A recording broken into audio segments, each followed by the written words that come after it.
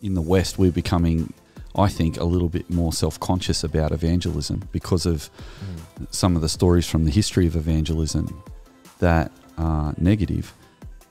But the irony is that the result of those missionary endeavours has meant that people in Africa, South America and in Asia are less self-conscious about sharing their faith and actually have indigenous churches that are running amazing ministry.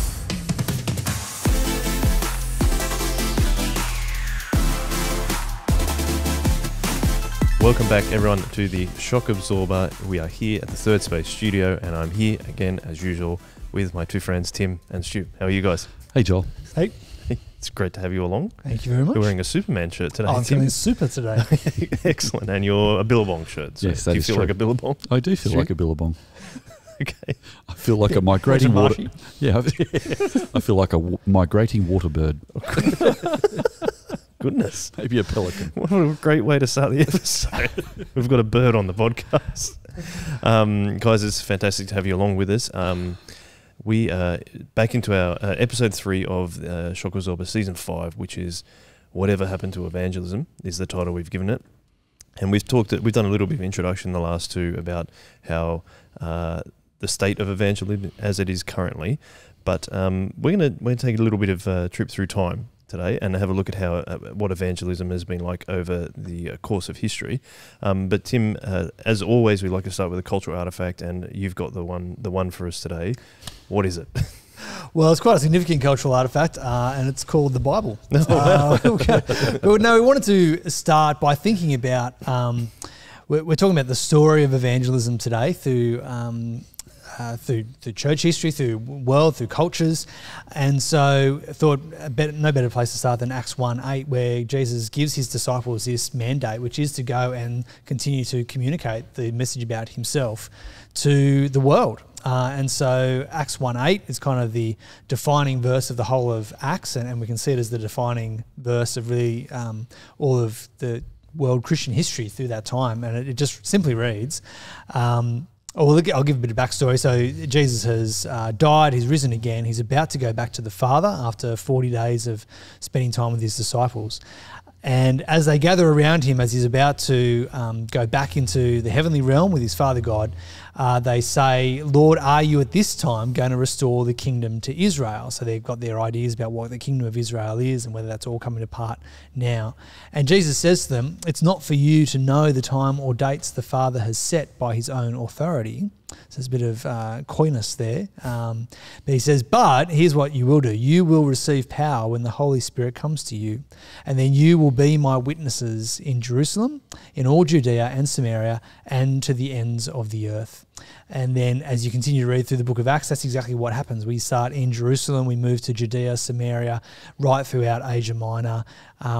Paul finishes under house arrest in Rome. He's got a hope that he would love to be able to travel on, and church history tells us he'd love to travel on to Spain, and there's debate about whether or not he got there. But we just see this overflowing sense of the story of the gospel continues to go out. It continues to change people's lives. The disciples and the regular Christians on the ground are going out and telling people how amazing God is. They're starting churches. They're communicating the gospel. They're living as salt and light in their communities. And through that, the kingdom continues to grow. The message continues to expand. And so as we go through today's episode, that's kind of what we want to track, is how does that Acts 1 verse 8 continue to travel out, so that, in 2022, here we are in Kirrawee in southern Sydney in Australia, and we're talking about Jesus. We're talking about this gospel that has gone out into the ends of the earth. Yeah, and that's what we're going to kind of look at right today, Stu, is the story of that command that Jesus gave in Acts and how it's kind of played out across history for an extended period of time. When you think about that, Stu, because you're a bit of a history buff, I'm not as good on ancient history as I think you even might be, and you know a lot about the history of the church. How do you think? Let's maybe have like a slight overview of it first. What do you think has been the story of the command that Jesus gave? I think what's really beautiful about the story is that Jesus is building his church, and he calls on us to partner with him. And the big issue with that is that he's calling on us as Christians who are forgiven sinners to participate with him as he grows his church. So obviously we're going to partner with Jesus in spreading the gospel and evangelizing the world, and sometimes we get it right and sometimes we don't get it right. Sometimes people call themselves Christians and actually act in ways that aren't very Christian at all. And so the history of evangelism is rightly critiqued by many, particularly today. There's a great deal of focus on some of the highlights and the lowlights of mission history through the ages. And to be helpful for us today, we thought we'd maybe even tap into a couple of authors that have looked into this, so that if our viewers and our listeners are interested in following this, there's some really interesting books. And Tim, you've got that one there from John Dickson, where he kind of looks at the history of the Christian church with all its ups and downs. Hey. Yeah, so John Dickson last year released this book called Bullies and Saints, an honest look at the good and evil of Christian history.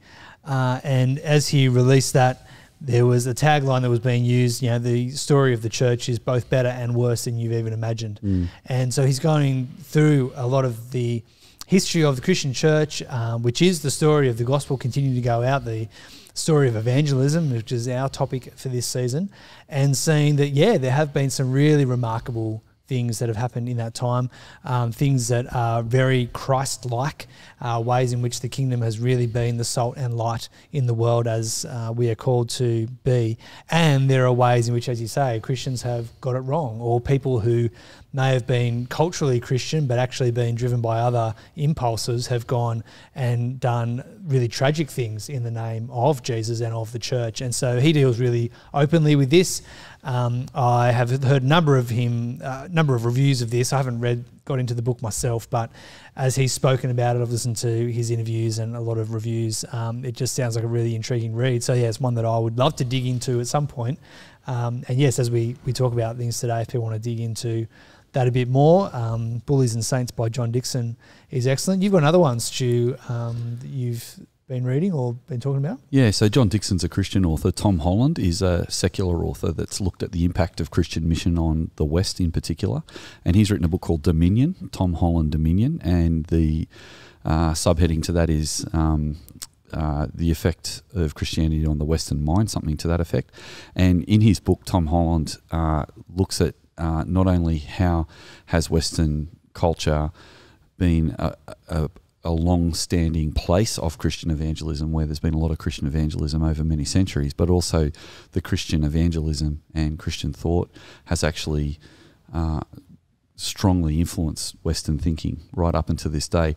And he's interesting, actually, because there are a lot of critiques that are being written about the Christian West at the moment, but he takes a more positive line and talks about the positive aspects of Christianity and its impact on the West. So, for example, one of the interesting insights he has is that, funnily enough, he looks at how many early pagans in the Roman Empire would have seen Christianity as quite a liberating thing in terms of relationship, for example. So in a culture that wasn't familiar with monogamy, there was a sense that having one God to follow rather than multiple gods, and having one relationship with another person in a marriage was actually seen by early Romans as a freedom.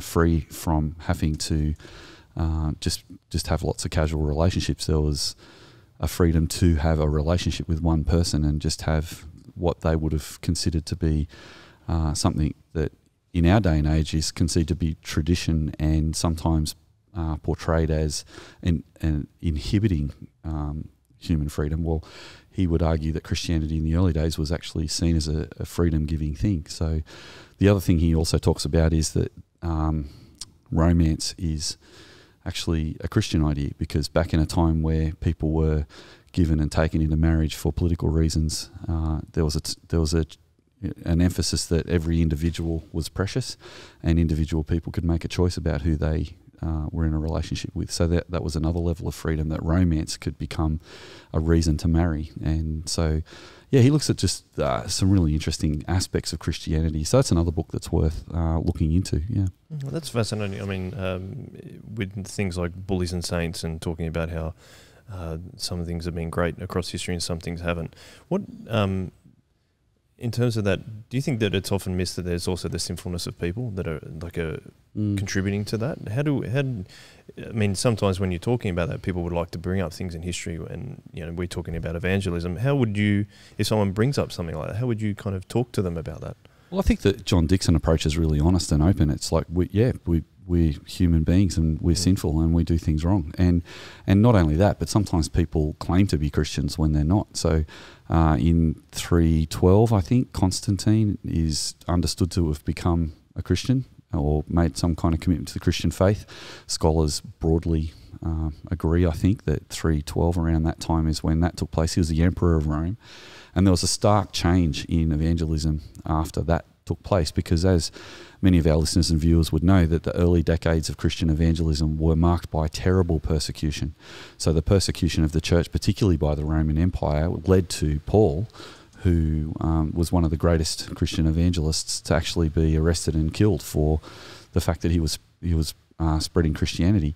And so he would go from town to town to preach the gospel, and churches would be planted as he did that, and he ended up in Rome. And tradition has it that he was beheaded on the Appian Way just outside of Rome, and for many that was probably considered to be the end of the Christian message, probably. But it continued to grow through people sharing their faith with other people.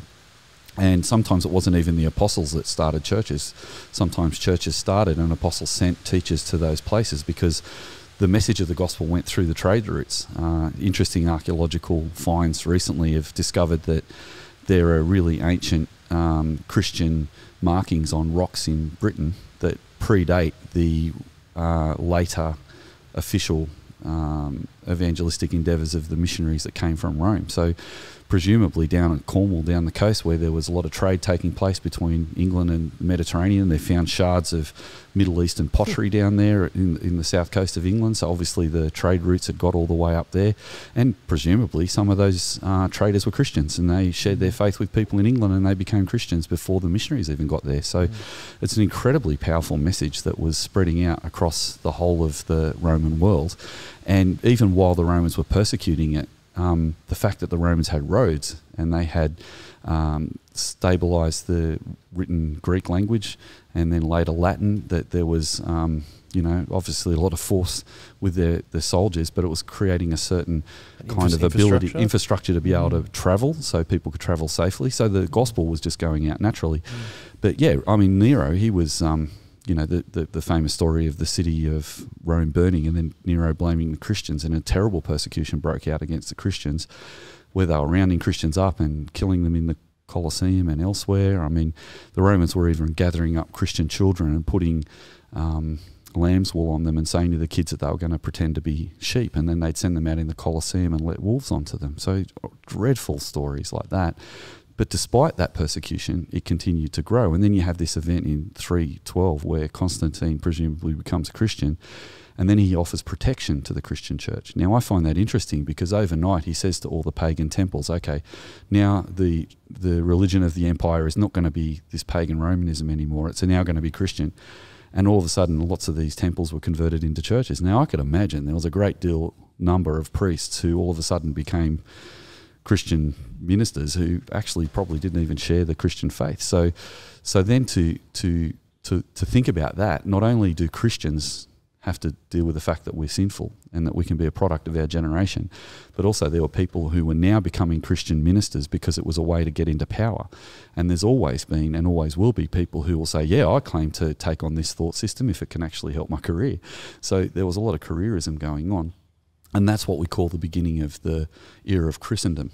But during the era of Christendom, it wasn't all bad. There's lots of terrific stories about people of faith taking the gospel and actually having beautiful stories of sharing the gospel with other people. For example, Bede, the English historian, writes about the first Anglo-Saxon kings who converted to Christianity, and the story goes that a missionary was sitting with the Anglo-Saxon king in a cold hall in the middle of a winter night, and there was a storm outside, and there was this warm glow of the fire inside, and apparently a swallow flew from outside into the building and then out the other window. And according to the tradition, the missionary turned to the king and said, "That's what your life is. Your life is just such a short moment. You you will only be in this life for as long as this sparrow has taken to fly through from one window to another. And that touched the king's heart, and he decided that he'd actually give his life to the Lord. And in those days, he then became a promoter of Christianity as well. So there's stories like these individual conversions that then actually lead to great deal of social change. But that social change is not universally always good. And so there's rightly, in John Dixon's book, there's rightly a good thing to be honest about that and to speak about that too, yeah. There's only sense embracing our sinfulness, but being aware of it. And I think, do you think that's an important, if we're talking about evangelism now, is that an important thing, Tim, that we need to be thinking about when we do talk to people about Jesus? Being aware of our own sinfulness? Yeah. Oh, absolutely. Yeah. Yeah, I think we need to be humble enough to realise that we can get it wrong.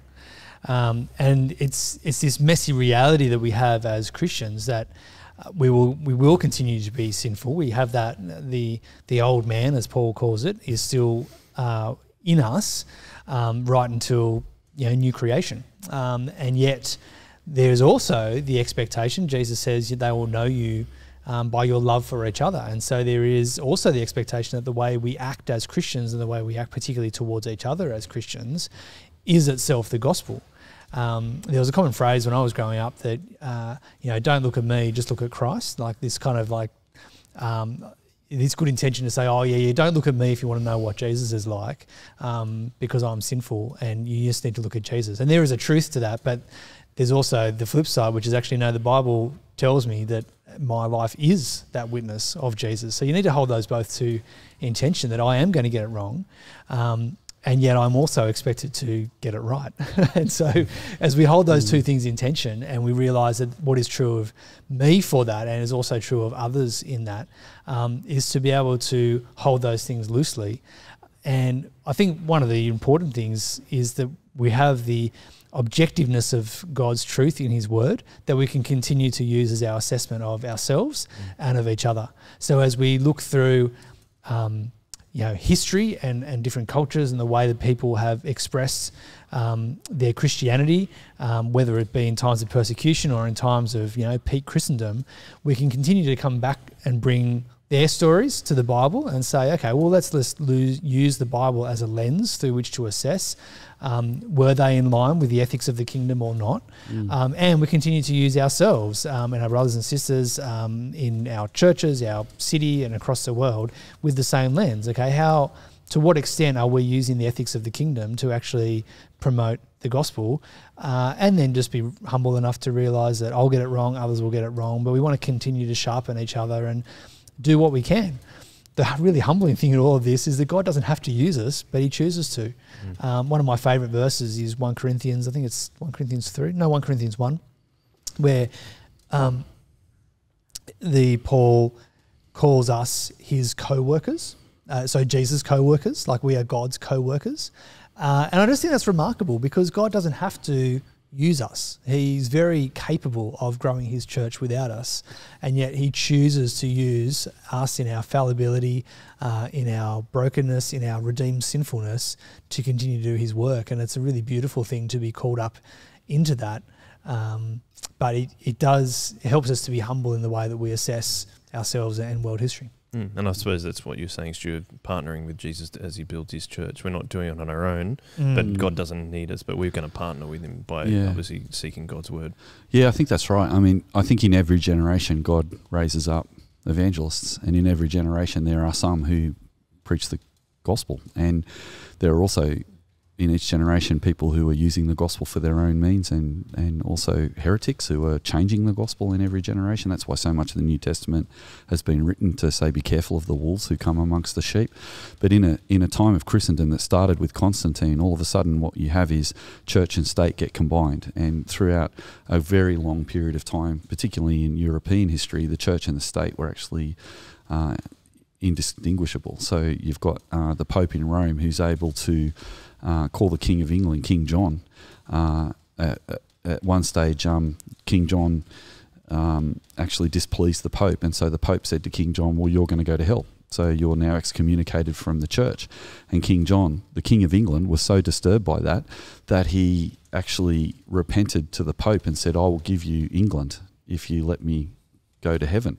Wow. And so the Pope then said, yes, okay, now I take away that excommunication and I'll have England, please. So not many people know, but the Pope of Rome actually ruled England at the time of John, because John actually let that happen because he was so scared of his eternal salvation. You also get someone that happened earlier in 1066. William the Conqueror from France invaded England, and he conquered England in 1066. And the first battle was the Battle of Hastings, where the Anglo-Saxon army and the Norman army clashed at Hastings at a place that we now call Battle. And it's just a big field. Historians argue whether it was actually there or not, but it might have been up the road or down the road, but it was around there somewhere. But basically on the hill at the field of battle, there's this big monastery that was built on top of the hill. And the reason the monastery was built was King William wanted to conquer England so that he could be the King of England. But in the process, he killed Harold, who was the existing King of England. And because of that sin, he felt like his soul was in jeopardy. So he spent an exorbitant amount of money to build an abbey and then to pay nuns to pray for his soul for the next 200 or 300 years to make sure that he didn't have to suffer in the next life because of his sinfulness in this life. So here you get these huge political events that are taking place that are inextricably, whatever the word is, when the two things are linked. And so I mean that's just a crazy confluence that we can't get our head around in this age we live in, which is post-Christendom. But, you know, sometimes it's easy for people to look at something like that and go, well, how real is Christianity? Because this guy thinks he can kill a king and then just get away with it by getting some nuns to pray for him. But I don't think that would have pleased God in the slightest. And when we read the Bible, we can see that some of the activities of people who are calling themselves Christians, when Tim was saying, line it up with the Bible, then it doesn't actually match up. So, but, you know, throughout all these events, there's always been Christians who are seeking to preach the gospel. So, for example, another really famous era that we often talk about is the Crusades, where the European Crusaders went and pursued war on the Muslims who were down in Jerusalem to try and take Jerusalem. And so there were popes and Christian leaders and kings and princes from all over Europe who joined that cause and were teaching people that it was a holy war, and that if people joined that holy war and helped to liberate Jerusalem for the church, then they would gain entrance into heaven for that work. So, you know, there's some terrible atrocities that took place during those crusades. There was 3-4 crusades, maybe even more. One of the crusades was the Children's Crusade, where a whole heap of children went down to invade Jerusalem by themselves, and hundreds and hundreds, maybe thousands of children died on the way down there. There was another crusade that got to Constantinople and decided they couldn't be bothered going all the way down to Jerusalem, so they attacked Constantinople. So, you know, but now we can laugh at that today, but that the shadow of those events actually stretch all the way through to our generation, and people still raise that in Christian conversation. If you evangelize today and you're sharing the gospel with someone, they go, oh yeah, here you go again, you crusaders who went down and did all those atrocities down in Jerusalem. But not many people know that at the same time as some of those crusades were taking place, there were missionaries who were leaving Europe, going down into Africa and living with African communities and participating in their communities, and at the same time sharing the truth and love of Jesus in those communities. These were people who refused to take place in those crusades. So you can read contemporary accounts from people at that time who were saying, oh no, that's not the way to build the kingdom of God. That's not right. So yeah, so I think we've got to just look beyond the veneer of some of these stories and look a little bit deeper. Often, you know, rightly, many people say, well, why did so many Christians participate in slave trading? And rightly so. That was a terrible stain on Western history, that Westerners went to Africa and took African people and made them slaves on cotton plantations and within sugar plantations and things like that. But at the same time as some Westerners who were calling themselves Christians were engaging in slavery, there were other Christians from Eastern Europe who were selling themselves into slavery so that they could minister to and share the gospel with slaves, which is not very common and much told. But yeah, so Christian history is, as John Dixon says, there's examples of terrible, sad things, and there's also examples of beautiful piety as well. Yeah, I think the word you're looking for before was inextricably. Thank you. Right? That's very helpful. No worries at all. The question that I was going to ask, though, is looking at back at again at another period of history that was really important, and something that I don't think I know very much about is the Reformation, a very important time in the Christian church. Can you guys educate me on it? Because I'd really like to know the basics around it. And obviously, Martin Luther was a big part of it, but what else do we know about the Reformation? Yeah. Here's my armchair understanding of the Reformation. So essentially, what had been much earlier, there'd been an earlier split in the church, and that's where we get the Orthodox Church from the rest of the Western European Church. And so you've got a whole history about the Orthodox Church, which I know next to little about, so I won't go into that and show my ignorance. But the Western European Church that came out of Constantine, the Christendom that we've talked about, was the Catholic Church, Catholic meaning universal, so they just saw themselves as the church. And what you have is, over a number of generations, sort of starting earlier than Luther, but really hitting a peak with Luther's generation, is you have a number of people who are reading the scriptures and becoming dissatisfied that actually the established church is not living in line with the scriptures. And so they're noticing ways in which even the established church, because of the powers that they had and the ways in which they were enacting those powers, the types of ways that they were using money and influence to shape culture, were not in line with the kingdom of God, and so not in line with the kingdom ethics. And so you've got a number of these generations working through who are saying, actually, we need to reform the church. We need to bring it back to the scriptures. So we need to bring it back to the biblical vision of what the church should be and who we should be in this generation, the message we should be sharing. And so you have a number of these reformers who are seeking to do that Reformation work.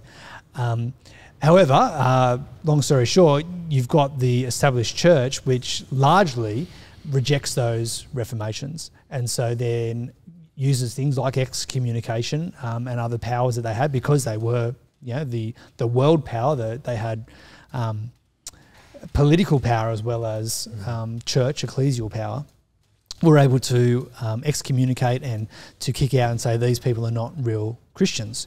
And so even execute and kill people. And even execute and kill, yeah, absolutely. So so you've got these reformers who are trying to shape the church back into what it should be, but actually, because they get removed, end up splitting the church, which is not their intention, but ends up being what they had to do. They felt compelled that, no, regardless of whether I'm being kicked out or not, this is where I must stand. There's the famous Martin Luther stories. He's given his doctrines back to him at a trial and said, all we need you to do is to recant these, and we just need to say that you were wrong, the church is correct, and then we'll be all happy with you, and you can go free. And he says famously, here I stand, I can do no other. Basically, no, even if I'm excommunicated, even if I'm killed, whatever you do to me is not the point. I have to stand on the truths of Scripture as far as I see them. And so, he doesn't get executed. He gets rescued and taken out, live in a castle and writes a whole lot more. But him and then subsequent generations, you've got Zwingli, you've got Calvin, you've got Cranmer in the UK. You've got a number of these people in that generation over a number of centuries who start to do this Reformation work, and that's where we end up with the Protestant church as opposed to the Catholic church. And so that's part of what they're doing. And so what is happening there, because they're able to challenge the church in its political and its ecclesiological power, in some ways that starts the cracking of Christendom as well, because they're starting to drive a wedge between what can we see as being authentically biblically Christian and these political structures and the power structures that the church has created for itself and placed itself in. And so there's a long history there, and Tom Holland again is excellent in this space, but you start to get this fracturing of powers. You start to get the fracturing of the church. You get not just the Protestant and the Catholic Church, as well as I said, the Orthodox, but even Protestantism then starts to split apart as well. We get Anabaptists who thought that some of the reformers didn't go far enough, and so they go really radical. In England, you get the Church of England established, but then up in particularly Scotland and Northern England, you get the Presbyterians, who again don't think the Anglicans go far enough, so they want to go even further with their reforms. And then you get through to today, where we've got dozens and dozens, probably hundreds of different denominations that have all come out of that, and all at their best in good faith, trying to work out what does it mean to live authentically Christian. What's the biblical vision of how we gather together as a church? What's the biblical vision of how we love each other, organise ourselves? And there's disagreements, obviously, and so that's where we end up with the different types of denominations we end up with today. And that impacts our evangelistic conversations to this day too, because a part of that was a lot of messy stuff. Like there was a lot of wars, and like for 100 years there was different countries who accepted Protestantism and others who remained with Catholicism, who went to war with each other. The Spanish and the English, the Dutch. Within France there was the Huguenots who rose up against the government, but they were crushed. So yeah, there's this collective memory that we have in the West that was a really terrible time, and people were fighting over whether they should be Protestant or Catholic, because church and state had been combined. And so what we get still to this day is sometimes people will say, I don't want to have anything to do with your religion because that causes wars, and people kill each other over that. So that's a very much an oversimplification of what's taking place. And there was this political reality that was being fought out across Europe, but even that wasn't just over religion. It was about other countries trying to take over other countries, as had always been the case. But we can sometimes oversimplify that whole story, like we oversimplify the story of the Crusades or the story of the Roman Empire. We just make it into these little bite-sized, little tweetable sentences and think that we've got a great argument when we can come back at someone on Facebook with, but all Christians do is cause wars, when there's only a small percentage of all the world wars that have ever been fought that are caused by religion and fought over religion. Something it's under 5%, I think, or around 5%. But what we see is that with the Reformation, there are people who are really striving to work out what is our message and what is the underpinnings of our message. And then if you look forward, the Protestant Reformation really released this idea of the individual, that an individual's relationship with God is actually really important. I'm not just a Christian because I'm a member of the Catholic Church and I was baptised as an infant. I'm a Christian because I've made a personal commitment to Christ. And again, Tom Holland talks about Luther, who was a monk who lived in dread of judgment, starving himself, praying every night, confessing his sins for long hours at a time, because he thought that that's how he had to live his life as a Christian, and he wasn't deserving of heaven. But when he read the Bible and he reflected on Romans and the Psalms, and he realised actually it's about Jesus has done everything to save me, not about my works, then he is transformed by that. And he actually rediscovers the writings of Augustine, who had written many centuries before him, who was also pointing people to this idea that Christ has, that the gospel message is that Christ has done the work for us. So when it comes to the time of European expansion, the other fraught issue is that three things happen. First of all, there's the Enlightenment that in some ways is advanced by Protestant Reformation, because if the Protestants were saying the individual is important, then the Enlightenment philosophers were trying to work out, well, what does it mean to be an individual? And the other thing the Enlightenment was doing is there a way of organising our society without killing each other? So could we take religion out of the question so that we can separate church and state and then just actually think scientifically about the world? So Descartes is one of the first Enlightenment philosophers. He's a French philosopher, and he comes up with the famous statement, I think, therefore I am. Whereas in his world, it would have been, I think because we are. So I would be defined by the group I'm in. But no, he's saying, no, actually, I think that, and that unleashes a whole heap of thought that then actually comes full circle by the time you get to the 1800s, as Christian theologians are starting to take on these Enlightenment ideas. And then that leads to even more scientific endeavours, and over time that scientific endeavour is actually starting to question the Christian faith. And then you get philosophers like Hume, who are saying things that he's calling, he's coming from Scotland, which we would think is a Christian country with this idea of Christendom, but Hume, the Scottish philosopher, was saying, well, actually human beings are not all the same. That he came out with the thought that people who are hunter-gatherers are not as advanced as people who farm, and people who live in cities are more advanced than both those other two categories. So the highest level of civilization is a city. So by the time that European expansion happens, you've got this Enlightenment thought flavouring that idea, that Enlightenment philosophers are saying, well, people who are hunter-gatherers aren't quite as advanced, and it's almost our prerogative that we have to go and make them more civilised. So while that's happening, there's also this conflict between Protestants and Catholics as they send out missionaries all over the world. The Catholics are going out with the Jesuits, for example, into China, and the way they'll go into China and South America and other places like that is very different to the way the Protestants will go out. And, again, I don't want to create oversimplifications, but for a Jesuit to come into a village and baptise a village, then that village is now Christian, whereas the Protestants might go into a place and then look for personal conviction and ask people to make a decision for Christ personally. So you've got these three factors taking place at the same time as empire is expanding. So at a time of colonisation, missionaries are going out as the armies of Europe are going out conquering the world, and the armies of Europe are kind of competing with each other on the continent. You've got Napoleon fighting the Spanish, the English, the Saxons, all the other German nations and the Russians, and they're fighting in Europe, but they're also fighting around the world. So there's this rush to colonise the world, to try and take the resources off indigenous communities around the globe. And so the British Empire ended up being the biggest empire, but there was a Dutch Empire, there was a Spanish Empire. So all these empires are kind of fighting each other for supremacy.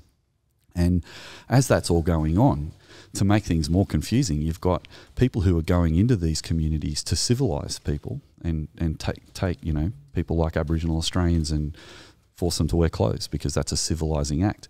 And you've also got Christian missionaries from the Catholic Church and from the Protestant denominations going out around the world. So it's a very complex evangelistic story, but overall the message of the gospel does go out in amongst all that messiness. There's stories of tragedy and stories of beautiful relationships being formed too. I mean, the first Sunday school in Sydney, the children of the first minister in Parramatta started a Sunday school, and in that first Sunday school there were Aboriginal, First Nations children and British children in the same Sunday school. And in fact, the Parramatta story was that his daughter actually married an Aboriginal man. So there was this lovely story of reconciliation and unity in that context, but then in other cases there's massacres that are taking place too. And so as we look at that, all of that has also now become part of the burden of our evangelism now, because people will look back to the time of colonisation and almost feel like Christianity is a white religion, because the Europeans spread so much of the gospel. But Tim, you were saying earlier that if you looked at the average Christian around the world, what did you say the demographics described as now? So they've said that the average Christian today is a middle-aged African woman, because of where the actual shifting of professed Christianity is. And so we know that over the last couple of hundred years, there's been a great global shift in Christianity. And so we now have the global south, which is significantly more Christian than the West. And so there's this, again, the stereotype of Christianity is that it's a Western religion, which is because of the Christendom that was established throughout Europe, which of course is incorrect, because it started as a Jewish sect in Israel. So it's Middle Eastern at its very core. And yes, that theologically we have Romans 9, 10, 11, like we're grafted onto the Jewish tree, and it's a great joy as Gentiles to be actually grafted into the story, and that's again what Acts is telling us that story about. So I mean, it's false to start with to say that it's a Western religion, even though that has for many years been a significant part of the story. But the most significant part of the story now is that largely those Western nations have completely secularized, lost their religion, and so we see that right throughout Europe. We see it increasingly in the US, the UK and Australia, which are sort of three of the areas where there's still significant Christian presence, but nowhere near as much as has been historically the case. But the global south, we've got right throughout Asia. South Korea is huge in its number of percentage-wise in terms of Christians.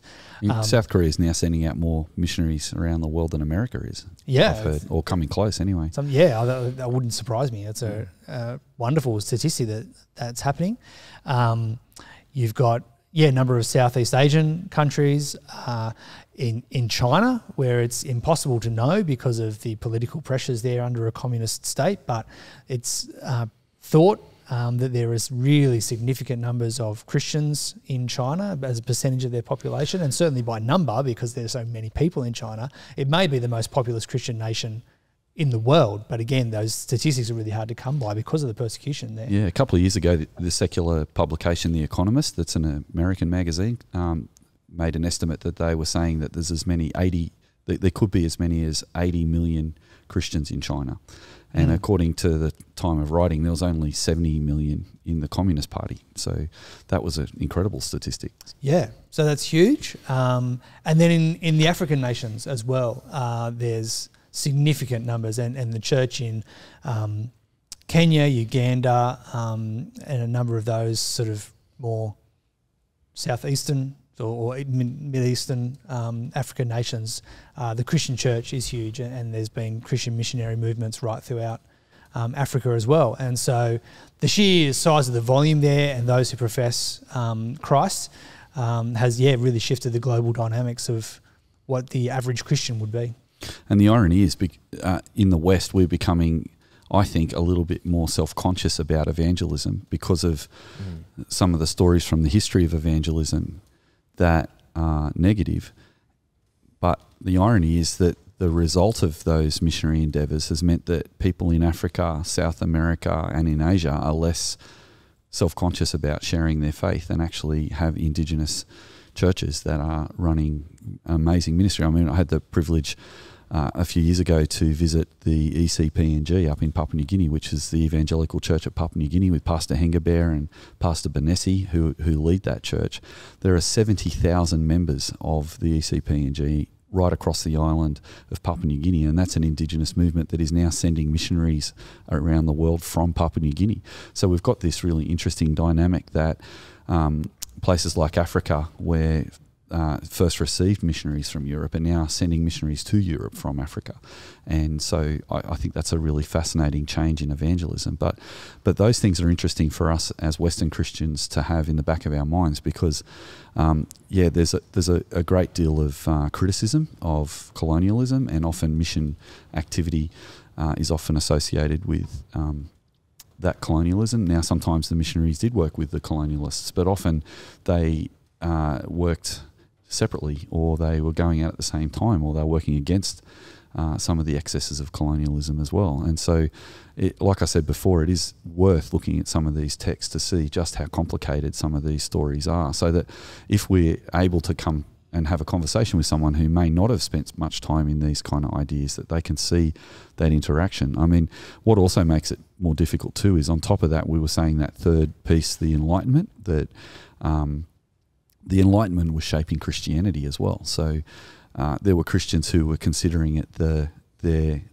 role to civilise the people they shared the gospel with as well, because they were influenced by Hume as much as they were influenced by Jesus in Acts 1:8 saying, go out and tell the world about me.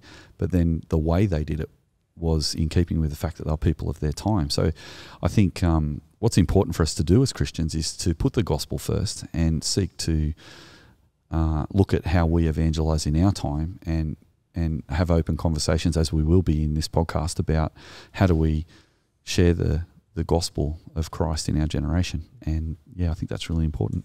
Well, I think that's been a really great flyover of some of the history of evangelism, which I would consider myself more educated than when I started this podcast. So thank you very much, both of you, for educating me. Something that I also think we might want to pick up, we're pushed for time in this episode, but something I'd like to pick up perhaps next week is the history of revivals and how that's kind of influenced evangelism over the different periods of history. But let's wrap it up for this episode. Just wanted to say to everyone listening, hope you're educated just as much as I was. Thank you very much for listening and watching. If you are interested in learning more, you can always get in contact with us. You can subscribe on YouTube or on your favourite podcast app. You can also email me at joel@shockabsorber.com.au. You can send in any questions you have. Any revivals you might like to see us cover, definitely send them through. You can jump on the Discord where we can have conversations around it. They'll be in the show notes. But thank you very much. Thank you very much, Tim and Stu. It's been a really good, again, educational podcast. So thank you very much.